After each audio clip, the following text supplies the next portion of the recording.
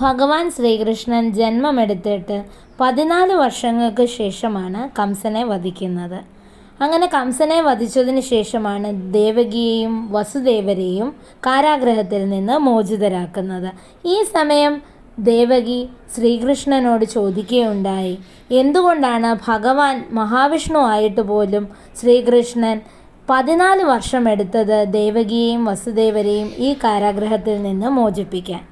ഈ സമയം ശ്രീകൃഷ്ണൻ നൽകിയ മറുപടിയാണ്, ഈ സമയം ക്ഷമിക്കണമെന്ന് പറഞ്ഞിട്ട് ശ്രീകൃഷ്ണൻ ചോദിച്ചു, അമ്മേ, കഴിഞ്ഞ ജന്മത്തിൽ എന്നെ 14 വർഷത്തേക്ക് വനത്തിലേക്ക് അയച്ചില്ലേ എന്ന്. ഈ സമയത്ത് വളരെ ആശ്ചര്യത്തോടെ തന്നെ ദേവകി ചോദിച്ചു, എന്താണ് ഈ പറയുന്നത്? ഉടനെ ശ്രീകൃഷ്ണൻ്റെ മറുപടി ഉണ്ടായി, അമ്മയ്ക്ക് കഴിഞ്ഞ ജന്മത്തിലെ കാര്യങ്ങളൊന്നും ഓർമ്മയില്ല. കഴിഞ്ഞ ജന്മത്തിൽ അമ്മ കൈകേയിയായിരുന്നു, മഹാരാജാവ് ദശരഥൻ്റെ ഭാര്യയായിരുന്നു. അപ്പോൾ ആശ്ചര്യത്തോടെ ദേവകി ചോദിച്ചു, ആരാണ് കൗസല്യ?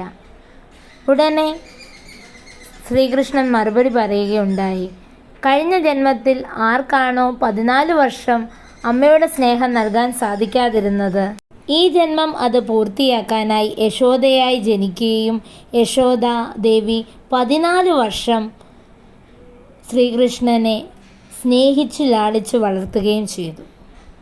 ഇതിൽ നിന്ന് നമുക്ക് മനസ്സിലാക്കാൻ സാധിക്കുന്നത്, ഏത് വ്യക്തികൾക്കാണെങ്കിലും അവരുടെ കഴിഞ്ഞ ജന്മത്തിലെ ആയാലും ഈ ജന്മത്തിലെ ആയാലും കർമ്മഫലങ്ങൾ എപ്പോഴായാലും അത് അനുഭവിച്ചേ തീരൂ എന്നതിൻ്റെ ഉത്തമ ഉദാഹരണമാണ് ഈ പുരാണത്തിൽ നിന്നെല്ലാം നമുക്ക് മനസ്സിലാക്കാൻ സാധിക്കുന്നത്.